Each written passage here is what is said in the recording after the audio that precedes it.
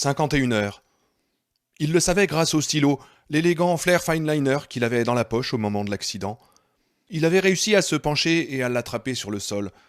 Chaque fois qu'il entendait sonner la pendule, il traçait une barre sur son bras, 4 barres verticales et une 5e en diagonale pour grouper des paquets de 5.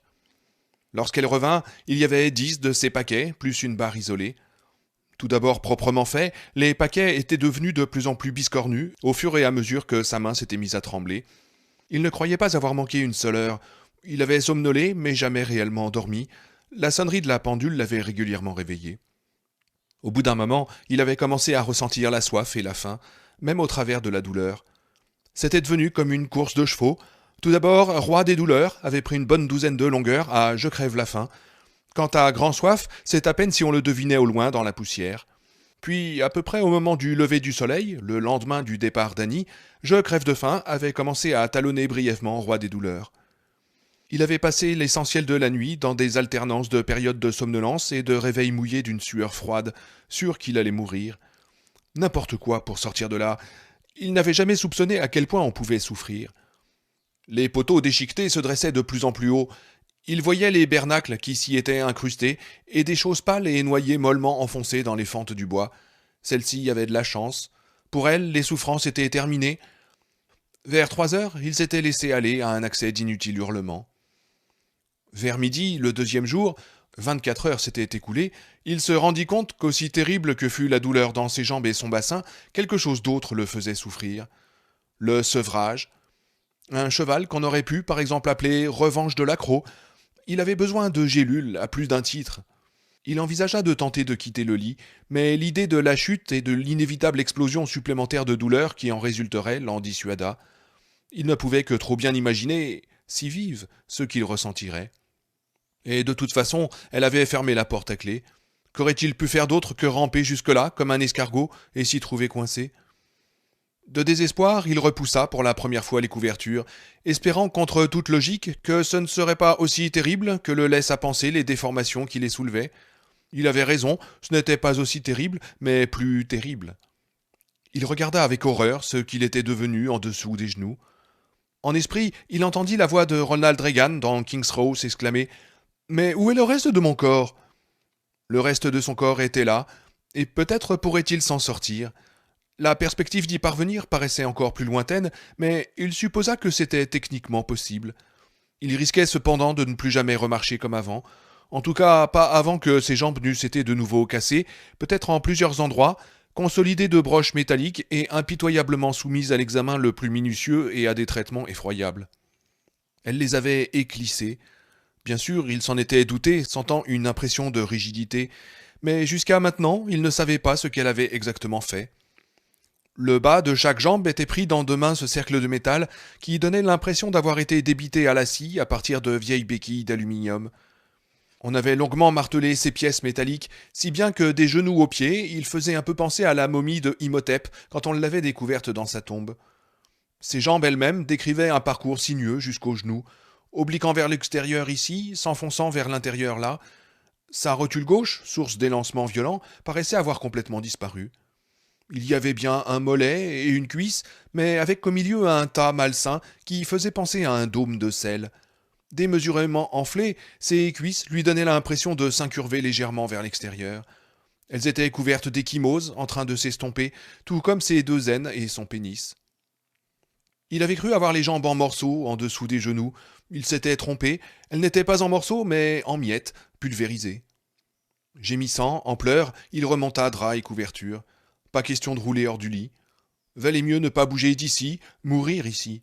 Valait mieux accepter l'intensité de ce niveau de douleur, aussi terrifiant qu'il fût, en attendant qu'il n'y en eût plus du tout. Vers 4 heures, le deuxième jour, Grand Soif prit le mort aux dents. Cela faisait déjà un moment qu'il avait conscience de la sécheresse grandissante de sa bouche et de sa gorge, mais la sensation prit soudain un caractère d'urgence. Sa langue lui donnait une impression d'épaisseur, d'être trop grosse. Avaler lui faisait mal. Il se mit à penser au pichet d'eau qu'elle avait lancé. Il somnola, s'éveilla et somnola. Le crépuscule arriva, puis la nuit. Il lui fallait uriner. Il enveloppa son pénis dans le drap de dessus, avec l'idée d'en faire un filtre primitif, et se soulagea dans ses mains tremblantes mises en coupe. Il essaya de se dire que ce n'était que du recyclage et but ce qu'il avait réussi à retenir avant de lécher ce qui restait d'humidité sur ses paumes. Encore quelque chose, songea-t-il, dont il ne parlerait à personne, du moins s'il vivait assez longtemps pour en avoir l'occasion. Il commença à se dire qu'elle était morte. Elle était profondément instable, et les personnes dans ce cas se suicidaient souvent. Il l'imagina, si vive, arrêtant la vieille Bessie au bord de la route, prenant un calibre 44 sous le siège, le mettant dans sa bouche et appuyant sur la détente. Puisque Misery est morte, je n'ai plus de raison de vivre. Adieu, monde cruel, s'écria Annie en pleurant à chaudes larmes avant de faire le geste fatal. Il eut un rire caquetant, il gémit et cria. Le vent gémissait avec lui, mais restait indifférent. Ou bien un accident? Il n'y avait là rien d'impossible. Oh non, rien. Cette fois, il la vit conduisant brutalement, trop vite, puis passant. Ce n'est pas de ma famille qu'il tient ça. Aux abonnés absents. La voiture quittait la chaussée, dévalait le ravin, heurtait un rocher, explosait en une boule de feu. Elle mourait sans même s'en rendre compte. Si elle était morte, lui allait mourir ici, comme un rat dans un piège, déshydraté. Il ne cessait de se dire qu'il allait devenir inconscient, mais l'inconscience ne se manifestait pas. À sa place arriva la 30e heure, puis la 40e heure. Maintenant, roi des douleurs et grand soif ne faisait plus qu'un. Il y avait un moment que Je crève de faim avait disparu dans la poussière. Il commençait à se sentir comme un vulgaire morceau de tissu vivant, un échantillon pour microscope ou un ver sur un hameçon. Quelque chose qui de toute façon se tortillait sans fin et n'attendait que la mort. Quand elle entra dans la chambre, il crut tout d'abord qu'il rêvait, puis la réalité, ou le simple instinct de survie, reprit le dessus, et il se mit à gémir, prier et supplier, avec un débit haché, incohérent, comme surgissant d'un puits sans fond d'irréalité. Il ne remarqua clairement qu'une chose, à savoir qu'elle portait une robe bleu sombre et un chapeau à ramages, exactement le genre de tenue dans laquelle il l'avait imaginée devant le tribunal de Denver. Elle avait le visage enflammé et ses yeux pétillaient de vie. Elle était aussi proche d'être jolie que Annie Wilkes pourrait jamais l'être, et lorsqu'il essaya plus tard de se remémorer cette scène, il ne lui en revenait que deux images claires, celle de ses joues colorées et celle de son chapeau à ramages. Dans quelque forteresse de lucidité encore intacte au fond de lui, Paul Sheldon puisa cette réflexion de bon sens. On dirait une veuve qui vient juste de se faire baiser après 10 ans d'abstinence. À la main, elle tenait un verre d'eau, un grand verre d'eau. Buvez cela, dit-elle, en glissant une main, encore fraîche à cause de la température extérieure, derrière son cou pour qu'il puisse se redresser et avaler sans s'étouffer. Il prit 3 gorgées rapides. Sur la plaine aride de sa langue, les pores se dilatèrent et protestèrent au brutal contact de l'eau, dont une partie coula sur son t-shirt dont il était habillé. Elle retira le verre. Il poussa un vagissement de protestation, tendant ses mains tremblantes. « Non, dit-elle, non, Paul, juste un peu à la fois. Sinon, vous allez vomir. » Au bout d'un instant, elle le laissa prendre de nouvelles gorgées. Les trucs, dit-il en toussant. Il se suça les lèvres, puis se les lécha et se suça la langue. Il se rappela vaguement avoir bu sa propre pisse, combien elle avait été salée et chaude. Les gélules, j'ai mal, je vous en prie. Annie, pour l'amour de Dieu, je vous en prie, aidez-moi, ça fait tellement mal. Je sais, mais vous devez m'écouter d'abord, répondit-elle, avec ce mélange de sévérité et de tendresse maternelle dans le regard qu'il connaissait déjà. J'ai été obligé de m'éloigner et de réfléchir. J'ai beaucoup réfléchi, et j'espère que j'ai bien réfléchi. Je n'étais pas tout à fait sûr. Mes idées sont parfois confuses, je le sais, je l'accepte. C'est pour cela que je ne me souvenais pas où j'étais toutes ces fois où ils me l'ont demandé. Alors j'ai prié. Il y a un Dieu, vous le savez, et il répond aux prières. Il le fait toujours, donc j'ai prié, je lui ai dit « Mon Dieu, Paul Sheldon sera peut-être mort à mon retour. » Mais Dieu m'a répondu « Non, il ne le sera pas. Je l'ai épargné pour que tu puisses lui montrer la bonne voie. » Elle prononça « montrer » bizarrement, mais c'est à peine si l'écrivain l'écoutait. Il ne quittait pas le verre d'eau des yeux. Elle le laissa prendre encore 3 gorgées. Il avala goulûment, comme boit un cheval, rota, puis cria, secoué de crampes. Pendant tout ce temps, elle le regarda avec bonté. « Je vais vous donner votre médicament et vous soulager de vos douleurs, dit-elle. Mais j'ai tout d'abord un travail à faire. Je reviens tout de suite. » Elle se leva et se dirigea vers la porte. « Non !» hurla-t-il. Elle n'y prêta aucune attention. Il resta gisant dans son lit, enroulé dans un cocon de douleur, essayant de ne pas gémir, mais incapable de se retenir. Il crut tout d'abord qu'il était en train de délirer. Ce qu'il voyait était trop bizarre pour être la réalité. Annie venait de revenir dans la chambre, poussant devant elle un gril à charbon. « J'ai affreusement mal, Annie !» Des larmes lui coulaient le long des pommettes. « Je sais, mon cher. » Elle l'embrassa sur la joue, un baiser aussi léger que le contact d'une plume. « Bientôt. » Elle le laissa, et il regarda d'un œil rond le gril, une espèce de barbecue bon pour l'extérieur, qui se dressait maintenant dans la pièce, évoquant de tenaces images d'idoles et de sacrifices. Et c'était bien un sacrifice qu'elle avait en tête, évidemment. Quand elle revint, elle tenait le manuscrit de Fast Cars à la main. Tout ce qui restait de 2 années de travail tenait dans cette main. Dans l'autre, il vit une boîte de grosses allumettes en bois, Diamond Blue Tips. « Non !» dit-il, en pleurs, agité de tremblements. Une idée lui broya l'esprit, le brûla comme une projection d'acide. Pour moins de $100, il aurait pu faire photocopier le manuscrit à Boulder. Tout le monde, Bryce, ses 2 ex-épouses, bon sang, même sa mère, lui avait toujours dit qu'il était cinglé de ne pas tirer et mettre de côté au moins une copie de son travail. Après tout, le Bouldorado pouvait flamber, comme son duplex de New York. Il pouvait être victime d'une tornade, d'une inondation ou de quelque autre catastrophe naturelle. Il avait constamment refusé, sans motif rationnel. Simplement, il avait peur qu'en tirer une copie lui portât malheur. Eh bien, le malheur et la catastrophe naturelle étaient arrivés dans le même paquet. Il avait en face de lui l'ouragan Annie. Dans son innocence, il ne lui était manifestement pas venu à l'esprit qu'il pût exister ailleurs un autre exemplaire de Fast Cars. Et s'il avait simplement écouté ce qu'on lui disait, s'il avait investi 100 foutus dollars. Et si, répliqua-t-elle en lui tendant les allumettes. Tapé sur un beau papier blanc Hammermill Bond, la page de titre sur le dessus, le manuscrit était sur ses genoux. L'expression d'Annie avait conservé sa clarté et sa luminosité. « Non !» répéta-t-il, détournant d'elle son visage brûlant. « Si, c'est plein d'ordures, et de toute façon, c'est un mauvais livre. » « Vous êtes autant capable de faire la différence entre un bon et un mauvais livre qu'un aveugle de distinguer le bleu et le rouge, s'exclama-t-il, se fichant de sa réaction. Elle rit doucement. Apparemment, son mauvais caractère avait pris des vacances. Connaissant Annie Wilkes, se dit Paul, il pouvait cependant débarquer au moment le plus inattendu, avec armes et bagages. Pouvait pas supporter de rester loin. Comment vous vous en sortez ? Tout d'abord, répondit-elle, je ne suis ni aveugle ni daltonienne. Et quand quelque chose est bien, je le reconnais tout de suite. Vous, Paul, vous êtes bon. Vous avez simplement besoin d'un petit coup de main. Et maintenant, prenez ces allumettes. Avec raideur, il secoua la tête. Non. Si. Non. Si. Non, bon Dieu de bon Dieu. Mais jurez tant que vous voudrez, j'ai déjà tout entendu. Je ne le ferai pas. Il ferma les yeux. Quand il les rouvrit, elle tenait un petit rectangle de carton sur lequel, en lettres bleues brillantes, était écrit le mot Novril. On lisait juste en dessous échantillon, ne pas administrer sans prescription médicale. Encore en dessous, il voyait 4 capsules dans leur emballage hermétique. Il lança la main, elle mit le carton hors de sa portée. Quand vous l'aurez brûlé, dit-elle, alors je vous donnerai les gélules, toutes les 4, je crois. Et la douleur s'en ira. Vous retrouverez votre sérénité, et quand vous aurez repris le contrôle de vous-même, je changerai le lit. Je vois que vous l'avez mouillé, et ce ne doit pas être très confortable, et je vous changerai aussi, vous. À ce moment-là, vous aurez faim, et je vous donnerai de la soupe. Peut-être même un toast sans beurre.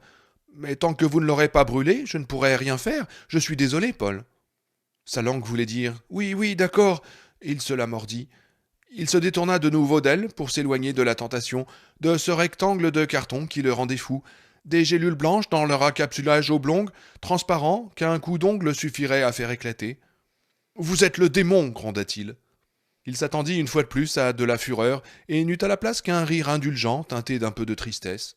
« Oh oui, oui, c'est ce que pense un enfant lorsque sa maman vient dans la cuisine et le trouve en train de jouer avec les produits ménagers sous l'évier.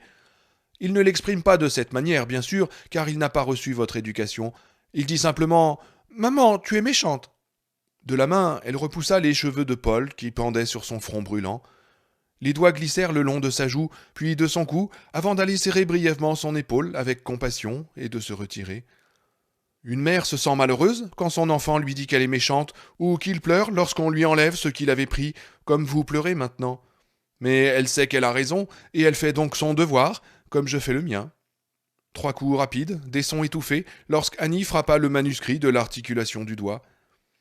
Là-dedans, 190 000 mots et 5 existences qui avaient énormément compté pour un Paul Sheldon libre et se sentant bien.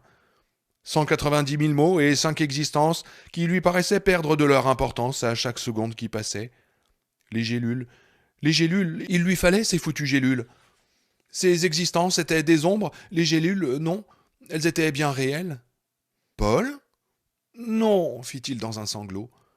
Léger bruit de frottement des gélules dans leur coton de plastique. Silence. Puis frottement boisé des allumettes dans leur boîte. Paul? Non. J'attends, Paul. Mais pourquoi, au nom du ciel, me faites-vous un tel chantage à la con? Qui essayez-vous d'impressionner, pour l'amour du ciel?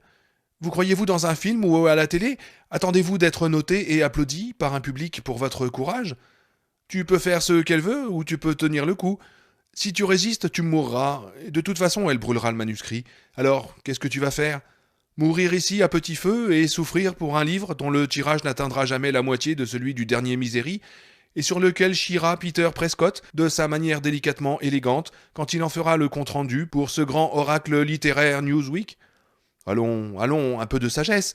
Même Galilée a fait machine arrière quand il a compris que le gars en face de lui ne plaisantait pas. J'attends toujours, Paul. Je peux attendre toute la journée. Par ailleurs, quelque chose me dit que vous pourriez tomber dans le coma avant peu. Vous me paraissez déjà dans un état pré-comateux, et j'ai beaucoup de choses à... Sa voix devint un ronronnement qui s'éloignait. D'accord, donnez-moi les allumettes, donnez-moi une lampe à souder, donnez-moi un B-52 et un chargement de napalm. Je lâcherai dessus une bombe atomique tactique, si c'est ce que vous voulez, espèce de vieille salope de sorcière. Ainsi parlait l'opportuniste, celui qui voulait survivre. Il y avait cependant une autre partie de lui-même, proche du coma, à la dérive, qui gémissait dans les ténèbres. 190 000 mots, 5 existences, et ce qui était l'ultime protestation, la vérité. Qu'est-ce que tu sais au juste de la putain de vérité? Le lit grinça quand elle se leva. Eh bien, vous êtes un petit garçon entêté, je dois dire, et je ne peux pas rester assise toute la nuit sur le bord de votre lit, même si cela me ferait plaisir. Après tout, j'ai conduit pendant 1 heure, je me suis pressé pour revenir ici. Je reviendrai voir dans un moment si vous avez changé. Alors brûlez-le vous-même, cria-t-il. Elle se tourna et le regarda. Non, c'est quelque chose que je ne peux pas faire, quand bien même je le voudrais, et même si je souhaite vous épargner toutes ces souffrances. Et pourquoi? Parce que c'est vous qui devez décider librement de le faire. Il se mit alors à rire, et le visage d'Annie s'assombrit pour la première fois depuis son retour. Le manuscrit sous le bras, elle quitta la chambre. Quand elle revint, 1 heure plus tard, il prit les allumettes. Elle posa la page de titre sur le grille. Il essaya d'enflammer l'une des blue tips, mais soit il manquait la bande rugueuse, soit il la laissait tomber. Annie prit alors la boîte, craqua une allumette et la lui mit dans la main. Il en toucha le coin de la feuille de papier, laissa ensuite tomber l'allumette dans le foyer et regarda, fasciné, la flamme qui grignotait, puis engloutissait. Annie avait apporté cette fois une fourchette à barbecue, et lorsque la page commença à s'enrouler sur elle-même, elle s'en servit pour la faire tomber entre les grilles. Il va y en avoir pour une éternité, dit-il. Non, non, nous allons faire vite, dit-elle. Vous devez brûler vous-même quelques pages, Paul. C'est le symbole que vous avez compris. Elle posa la première page de Fastcard sur le grille. Des mots qu'il se rappelait avoir écrits quelques 24 mois auparavant dans son duplex de New York. J'ai pas de caisse, lança Tony Bonassaro à la fille qui descendait vivement l'escalier. Je suis peut-être mauvais élève, mais bon conducteur. Oh, comme cette journée lui revenait. On aurait dit au bon vieux temps, l'émission de radio. Il se souvenait d'avoir arpenté l'appartement de pièce en pièce, lourd de ce livre, non, plus que lourd, gravide comme une femme enceinte, prêt pour les douleurs de l'enfantement. Il se souvenait d'avoir retrouvé un soutien-gorge de Joanne sous l'un des coussins du canapé, un peu plus tôt, alors que cela faisait 3 mois qu'elle était partie. Cela montrait bien la qualité des services d'entretien. Il se souvenait aussi des bruits de la circulation de New York et de la cloche à peine audible d'une église appelant les fidèles à la messe. Il se rappelait s'être assis. Comme toujours, le soulagement béni de commencer, une sensation qui était comme une chute dans un trou baigné d'une lumière éclatante. Comme toujours, le sentiment déprimant qu'il n'écrirait pas aussi bien qu'il l'aurait voulu. Comme toujours, la terreur de ne pas être capable d'achever le livre, de foncer dans une voie sans issue. Comme toujours, l'impression de joie merveilleuse, enivrante, d'un voyage qui commençait. Il regarda Annie Wilkes et dit clairement, mais pas très fort. « Je vous en prie, Annie, ne m'obligez pas à faire cela. » Elle lui tendit les allumettes sans broncher et répondit « Vous faites comme vous voulez ?» C'est ainsi qu'il brûla son livre. Elle lui fit brûler la première et la dernière page, puis 9 fois 2 pages prises en divers endroits du manuscrit. Parce que 9, lui expliqua-t-elle, était un chiffre de pouvoir, et 9 multiplié par 2, un symbole de chance. Il s'aperçut qu'elle s'était servie d'un marqueur noir pour faire disparaître les gros mots, au moins dans la partie qu'elle avait lue. Bon, dit-elle, une fois ces 20 pages brûlées, vous vous êtes conduit comme un bon garçon, à l'esprit sportif, et je me doute bien que cela vous fait aussi mal que vos jambes. Je ne veux pas abuser. Elle enleva la grille et mit le reste du manuscrit dans le foyer, écrasant les torsades calcinées et noires des pages déjà consumées. La pièce empestait le phosphore et le cramait. Ça a pu comme dans l'antichambre du diable, pensa-t-il de manière incohérente. Et s'il y avait eu la moindre chose dans la coquille de noix à quoi s'était réduit son estomac, il se dit qu'il l'aurait vomi. Elle enflamma une autre allumette et la lui plaça dans la main. Il arriva à se pencher et à la laisser tomber dans le barbecue. Ça n'avait plus d'importance maintenant, plus aucune importance. Elle le poussait du coude. Épuisé, il ouvrit les yeux. Elle s'est éteinte. Elle craqua une nouvelle allumette et la lui tendit. Il réussit à se pencher, une fois de plus, réveillant les grossières éclisses qui lui enserraient les jambes, et approcha l'allumette du coin de la pile de feuilles. Cette fois-ci, le feu prit, au lieu de mourir, autour du bâtonnet. Il s'étendit de nouveau, les yeux fermés, écoutant le léger crépitement des flammes, éprouvant pleinement leur chaleur de plus en plus forte. « Bonté divine !» s'écria-t-elle, alarmée. Il ouvrit les yeux et vit que des morceaux calcinés de papier voletaient dans l'air chaud au-dessus du barbecue. Annie se précipita lourdement hors de la pièce. Il entendit le bouillonnement de l'eau qui jaillissait des robinets et de la baignoire et montait dans le seau. Il regarda, hébété, un morceau noirci de son manuscrit flotter à travers la pièce et atterrir sur les rideaux de tulle. Il y eut une brève flambée. Il eut le temps de se demander si la pièce n'allait pas prendre feu, qui, après un dernier sursaut, s'éteignit toute seule, en laissant un trou minuscule, comme une brûlure de cigarette. Des cendres retombèrent sur le lit, certaines sur ses bras. De toute façon, il s'en fichait.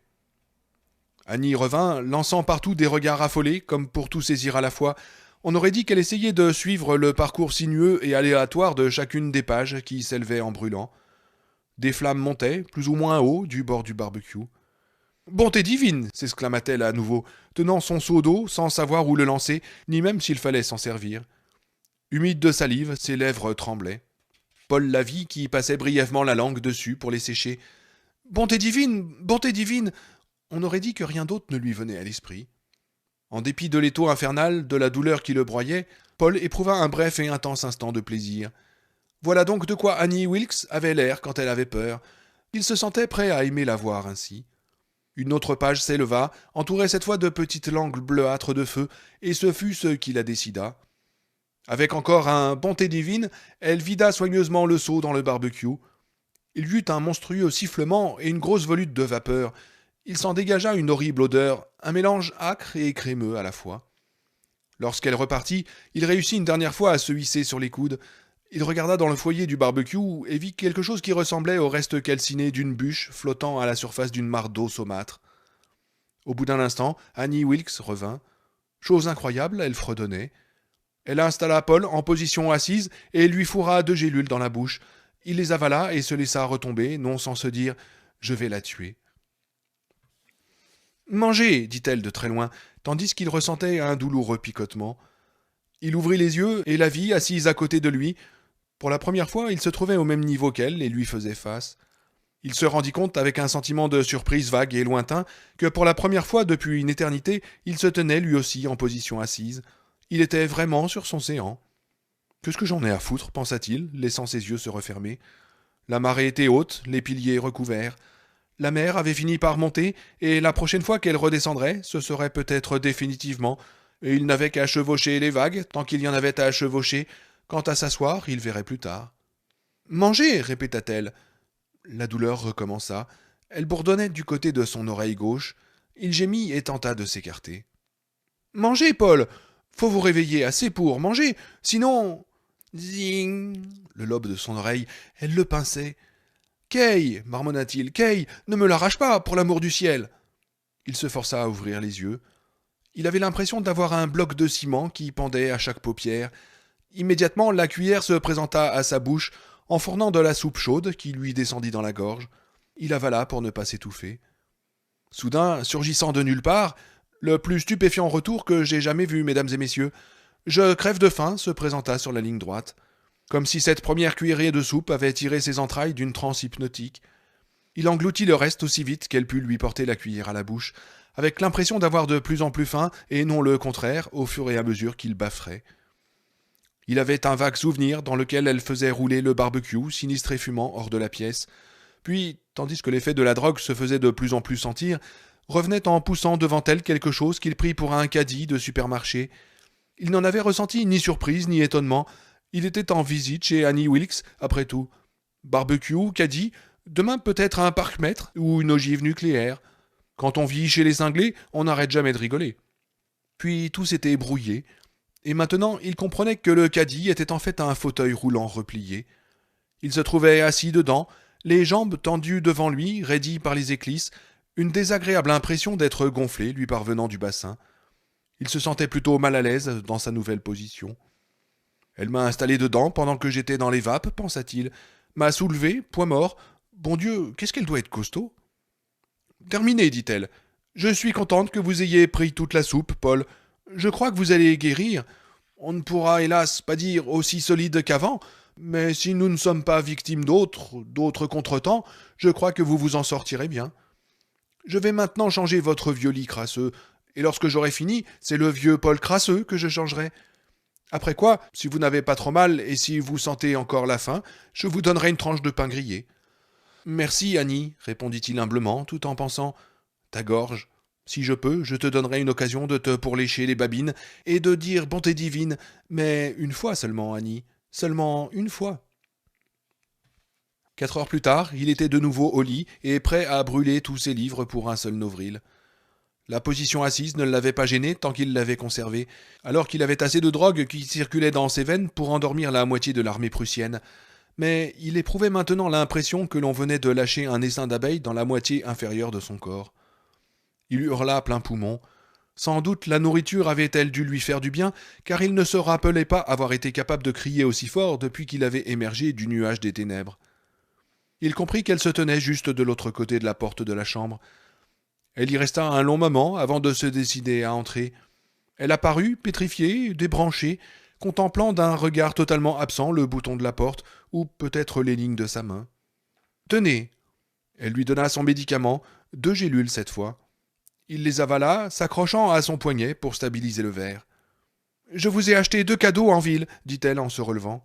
« Ah bon ?» coassa-t-il. Elle montra le fauteuil roulant, l'air maussade dans son coin, avec ses repose-pieds raides tournés vers l'extérieur. « Je vous montrerai l'autre demain. Et maintenant, dormez, Paul. » Le sommeil mit longtemps à venir. Il flottait sur son nuage de novril et réfléchissait à la situation dans laquelle il se trouvait. Il y arrivait un peu plus facilement maintenant, semblait-il. Plus facile, en tout cas, que de penser aux livres qu'il avait mis à mort après lui avoir donné naissance. Des choses indépendantes comme ces morceaux de tissu que l'on cousait ensemble pour en faire des couvre-pieds. Ils étaient à des kilomètres de ses voisins qui, d'après Annie, ne l'aimaient pas. Comment s'appelait-il déjà?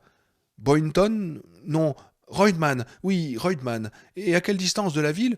Certainement pas très loin. Il se trouvait dans un cercle dont le diamètre devait faire au moins 20 kilomètres et au plus 60.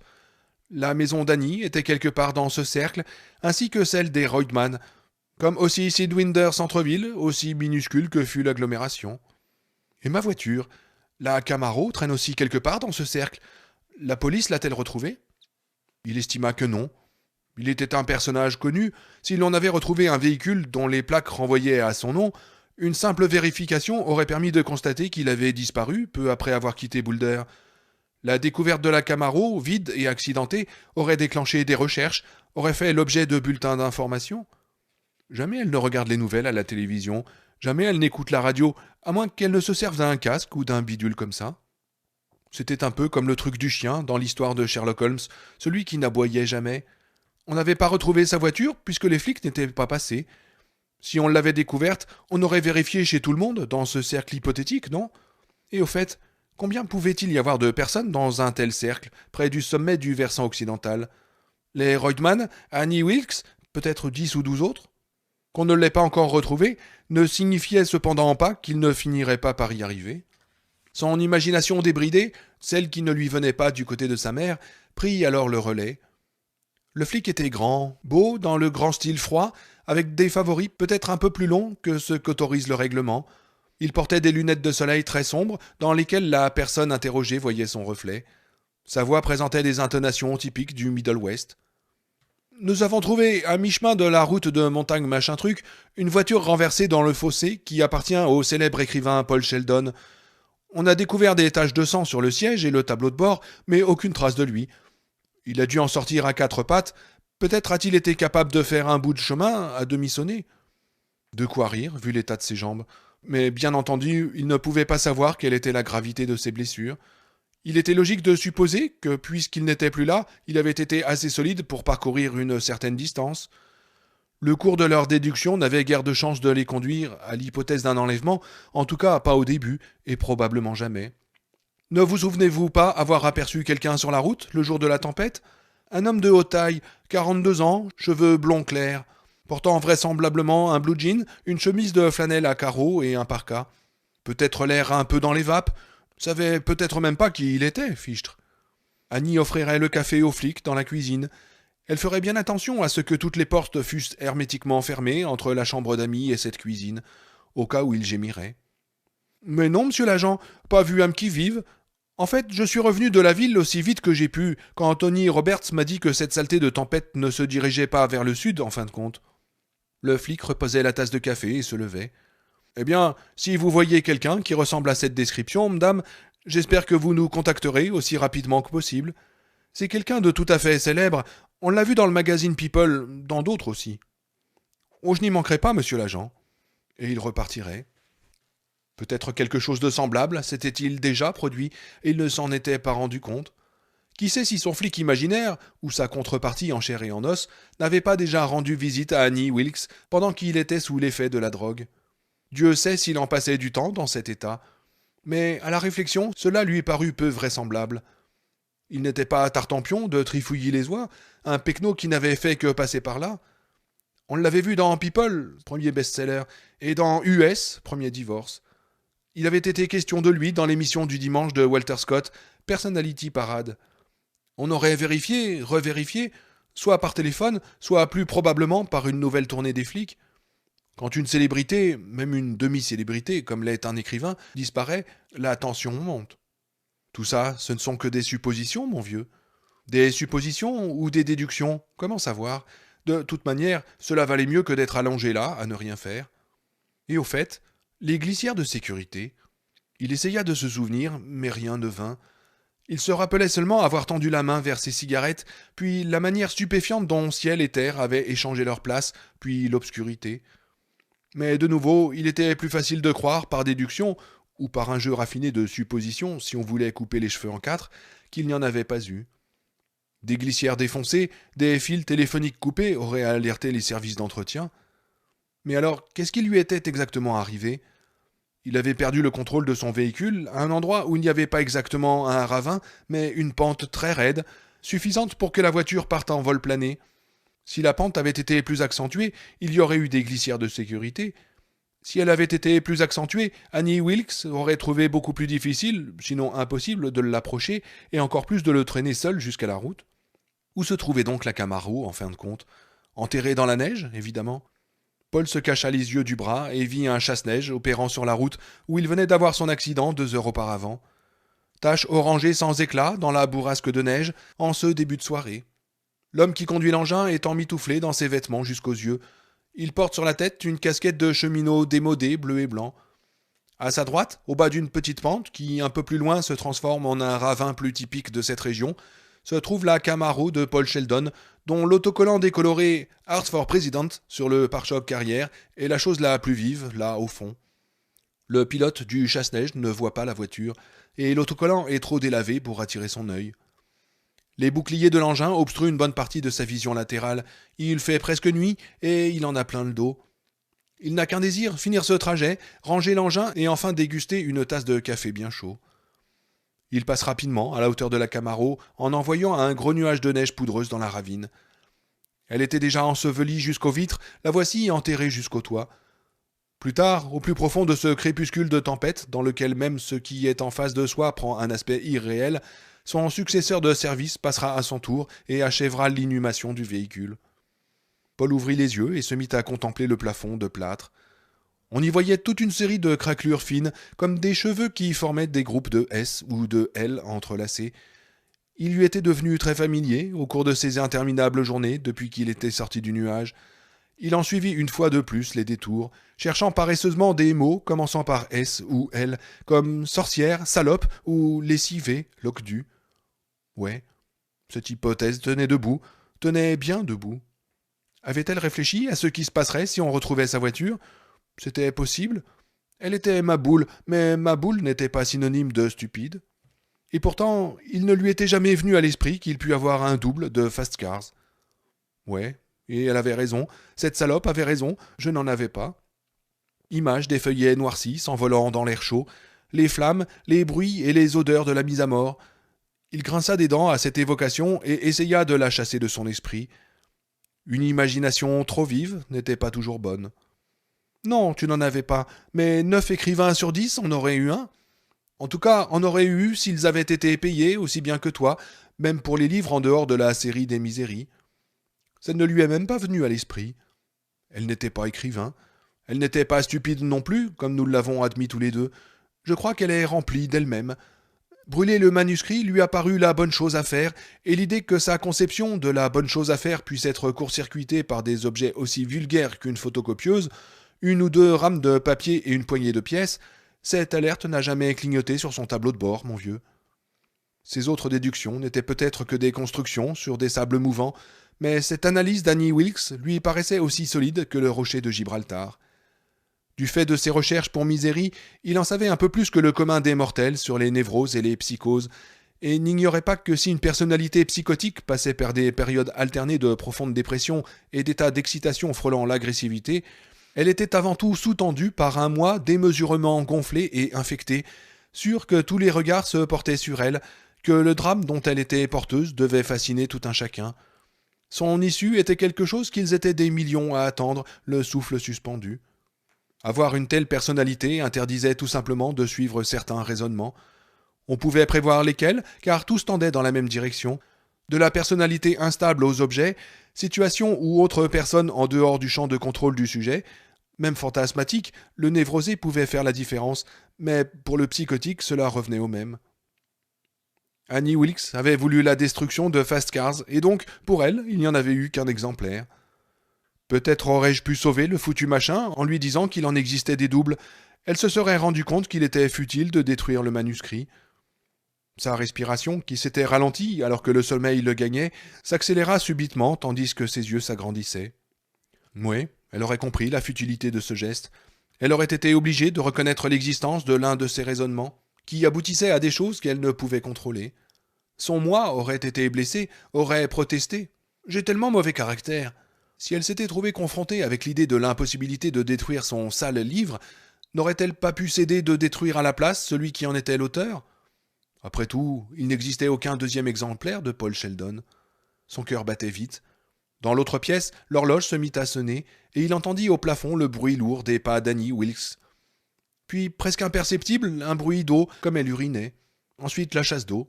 De nouveau, son pas pesant, comme elle regagnait son lit. Et finalement, le craquement des ressorts du sommier. « Vous ne me mettrez plus en colère, n'est-ce pas ?» Soudain, son esprit tenta de prendre le galop, comme un trotteur trop vif que démange l'envie de foncer.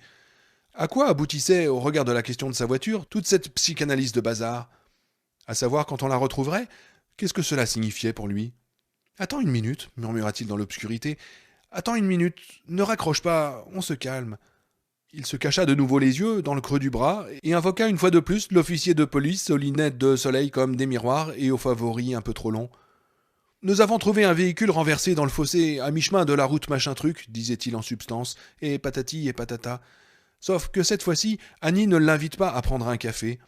Cette fois-ci, elle ne se sentira en sécurité que lorsqu'il sera hors de la maison et déjà loin sur la route. Même dans la cuisine, même avec 2 portes fermées entre la chambre d'Amy et cette cuisine, même avec l'ami dans la chambre droguée jusqu'aux yeux, l'officier pouvait entendre un gémissement. Si on trouvait sa voiture, Annie Wilkes serait dans le pétrin, non? Oui, souffla Paul. Ses jambes se remettaient à lui faire mal, mais c'est à peine s'il s'en rendait compte devant ce qu'avait d'horrible ce qui lui venait à l'esprit. Dans le pétrin, non pas pour l'avoir emmenée dans sa maison, en particulier si elle était plus proche du lieu de l'accident que de Sidwinder, ce que Paul croyait. Non, pour cela, elle aurait droit à une médaille et à une carte de membre d'honneur à vie du fan club de Misery Chastain. Au grand désespoir de Paul, ce fan club existait vraiment. Mais pour l'avoir installée chez elle, dans sa chambre d'amis, sans en souffler mot à personne, pas d'appel téléphonique, un service d'ambulance. Ici, Annie Wilkes, sur la route de montagne machin truc. J'ai un type ici, on dirait que King Kong s'en est servi de punching ball. Mais pour l'avoir bourré de drogue, auquel elle était certainement supposée ne pas avoir accès, même s'il avait été moitié moins accro qu'il ne pensait l'être. Mais pour l'avoir en outre soumis à un traitement bizarre, pour lui avoir installé un goutte à goutte dans le bras, pour lui avoir éclissé les jambes avec des morceaux de béquilles en aluminium débités à la scie. À cela s'ajoutait le fait que Annie Wilkes avait déjà dû comparaître à Denver devant un tribunal, et pas comme simple témoin à décharge, pensa Paul. Je suis prêt à parier ma chemise là-dessus. Donc, elle observe le flic qui reprend la route dans sa limousine éclatante de propreté, mis à part, cela va de soi, les paquets de neige sale et le sel niché sous les ailes et les pare-chocs. Et elle se sent à nouveau en sécurité. Mais pas trop en sécurité, car elle est maintenant comme un animal qui sent le vent, et n'en aime pas l'odeur. Les flics vont fouiner partout, revenir, s'acharner. Il n'est pas Tartampion de trifouiller les oies, mais Paul Sheldon, le Jupiter littéraire, du front duquel était né Misery Chastain, l'enfant chéri des balayeuses et des midinettes de supermarché. Peut-être qu'une fois leur ratissage terminé, ils arrêteraient de chercher, ou chercheraient ailleurs, mais peut-être aussi qu'un des Reutemann l'avait vu passer, cette nuit-là, et remarqué quelque chose de curieux à l'arrière de la vieille Bessie. Une forme enroulée dans des couvertures, une forme vaguement humaine. Même s'il n'avait rien vu, les Reutemann étaient bien capables d'inventer une histoire de toute pièce pour lui causer des ennuis. Les Reutemann ne l'aimaient pas. Les flics pourraient revenir, et cette fois l'invité de la maison ne serait peut-être pas aussi tranquille. Il se souvint de ses yeux affolés, regardant partout à la fois quand le feu du barbecue avait failli s'étendre à la pièce. Il le revoyait, se léchant les lèvres. Il le voyait qui allait et venait, ses mains s'ouvrant et se refermant, et qui jetait de temps en temps un coup d'œil dans la chambre d'amis où il gisait, perdu dans son nuage. Il l'entendait qui adressait d'occasionnelles bontés divines aux pièces vides. Elle avait volé un oiseau rare au splendide plumage, un oiseau rare qui venait d'Afrique. Et que lui ferait-on si on découvrait ce qu'elle avait fait ? Eh bien, elle se retrouverait devant un tribunal, une fois de plus, bien sûr. Elle viendrait de nouveau à la barre de celui de Denver, et cette fois-ci, elle risquerait de ne pas en sortir libre. Il enleva le bras devant ses yeux et regarda les entrelacs biscornus de S et de L du plafond.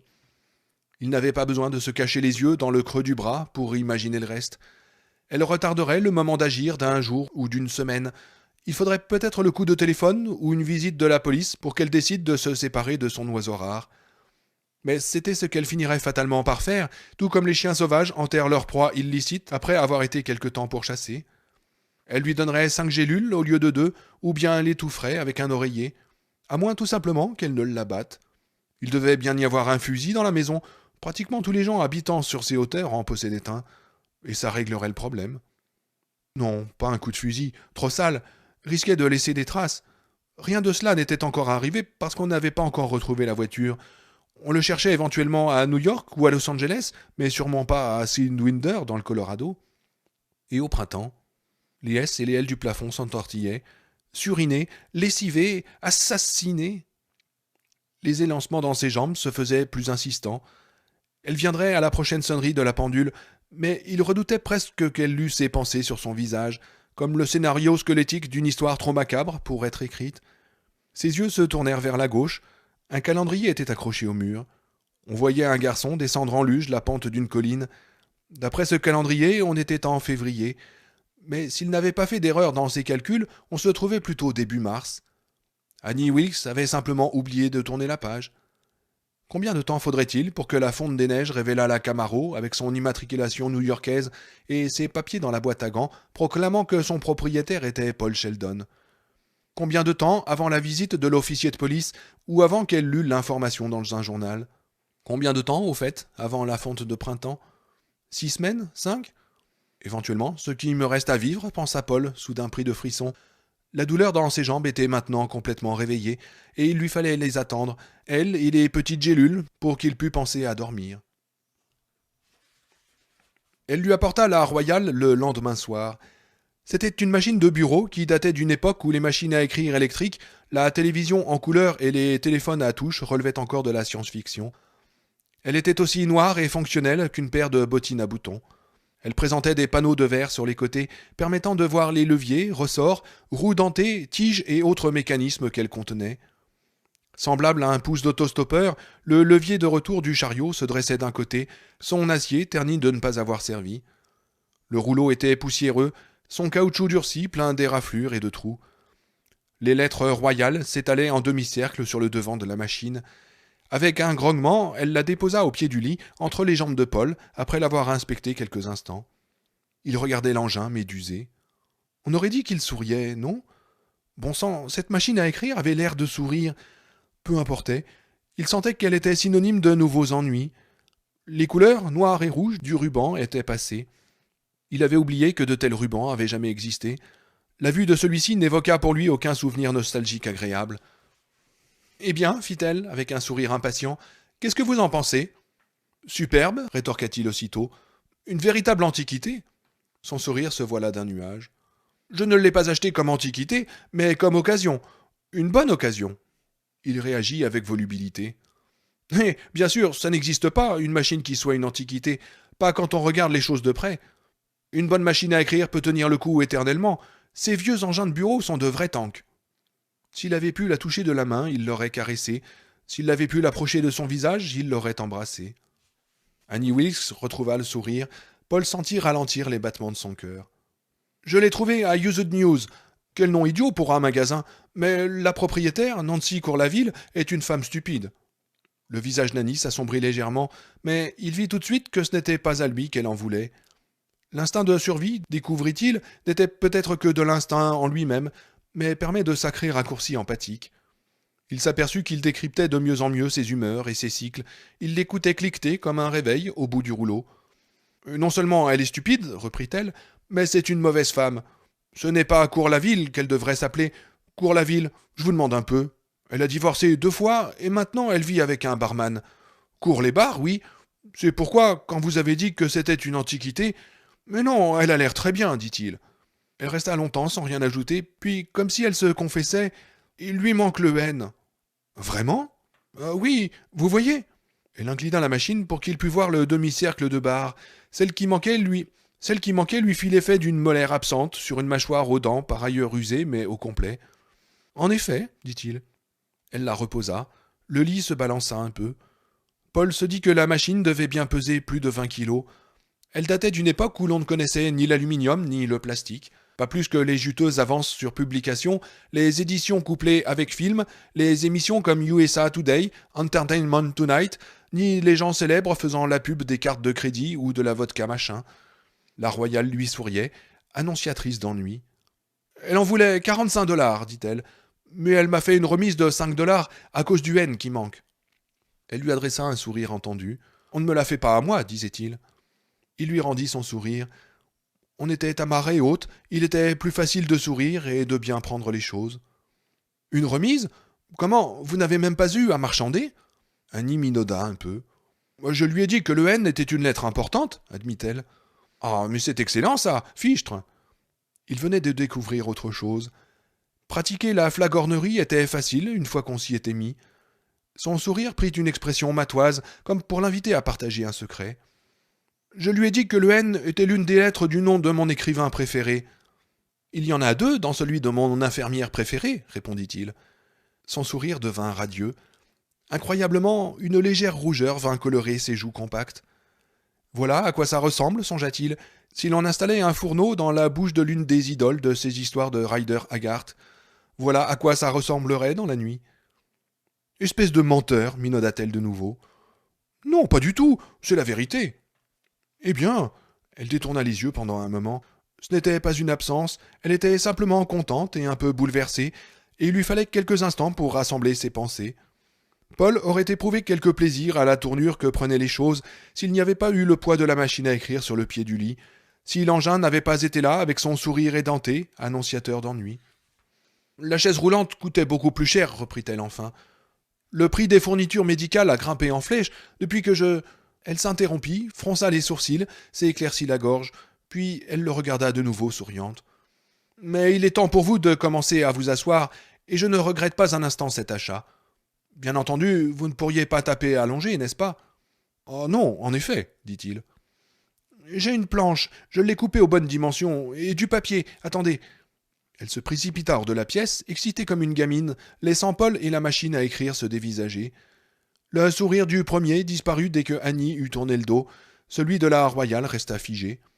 Il se dit plus tard qu'il s'était bien douté de ce que signifiaient tous ces préparatifs, tout comme il avait su quel bruit ferait la machine à écrire, comment elle claquerait avec son sourire à la Dookie Daddles, ce personnage de vieille bande dessinée. Elle revint avec une ramette de Cora Sable Bond et une planche rectangulaire d'environ 90 sur 120 cm.